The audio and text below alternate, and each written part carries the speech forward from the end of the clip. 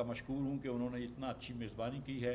یہ ہماری پہلے سیمینار کی ری امیجننگ پاکستان کا تصور نو، جس کی انشاءاللہ تعالی اگلی قسط جو ہے وہ پشاور میں ہوگی، جہاں پہ خواجہ محمد ہوتی صاحب ہماری میزبانی کے فرائض انجام دیں گے. میں بات کرنا چاہتا ہوں تھوڑی سی معیشت کے بارے میں. آپ جانتے ہیں کہ اب معیشت کے حالات جو ہیں وہ تھوڑے سے مشکل ہیں. عوام اس وقت مشکل کا سامنا ہے، اور اس کی ایک بڑی وجہ یہ ہے کہ پاکستان کو اس سال کے 21 ارب ڈالر واپس کرنے ہیں بیرون ملک کے اداروں کے اور بیرون ممالک کے قرضہ جات کے. اور کیونکہ پاکستان میں کبھی بھی ہم پیسے نہیں کما سکتے باہر کی ایکسچینج کرنسی کے، تو ہم کو کسی ایک ملک سے قرض لے کر کسی ایک اور ملک کو واپس کرنا ہوتا ہے، یا ایک ادارے سے قرض لے کر کسی اور ادارے کو واپس کرنا ہوتا ہے.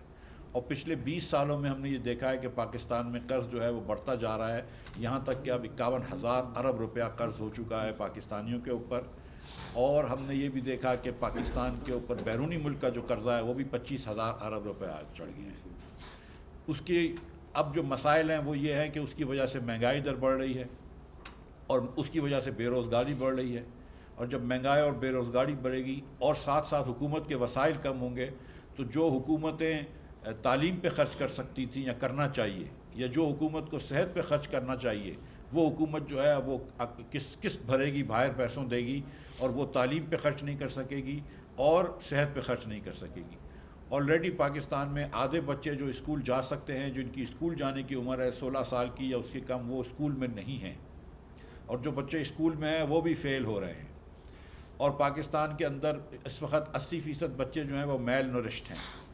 تو یہاں پر اب گنجائش نہیں ہے کہ ہم یہاں پر اور ہمارے لوگوں کے پیٹ کاٹیں اور باہر قسطیں بھریں. تو ہم کو کوئی نہ کوئی نیا طریقہ نکالنا پڑے گا، اور طریقہ ایک ہی ہے کہ ہم کو زیادہ سے زیادہ پاکستان کے باہر اپنی مصنوعات بیچنی پڑیں گی، جس سے یہاں پہ نوکریاں بھی کریٹ ہوں گی، اور ساتھ ساتھ ہم کو زراعت کو آگے لے کر آنا ہوگا. تو ہم یہ سمجھتے ہیں کہ جو پاکستان وہی مضبوط ہوگا جس میں پاکستانی مضبوط ہوں گے.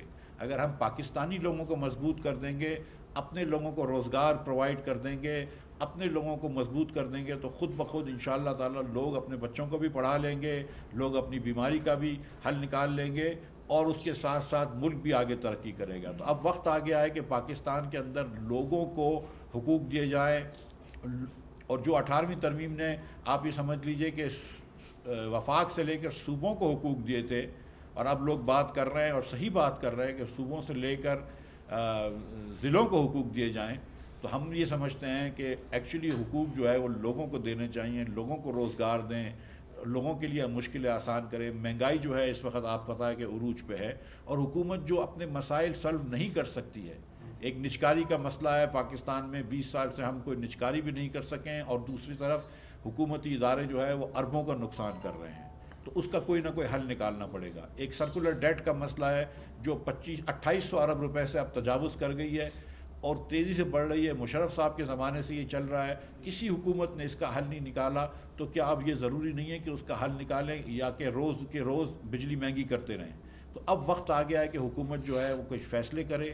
ہم منحاص القوم فیصلے کریں کہ ہماری کیا معیشت کی سمت ہونی چاہیے، اور اس پہ کام کریں، کیونکہ بہت بے روزگاری بڑھ چکی ہے، بہت مہنگائی بڑھ چکی ہے. 8 کروڑ پاکستانی مفلسی میں رہتے ہیں.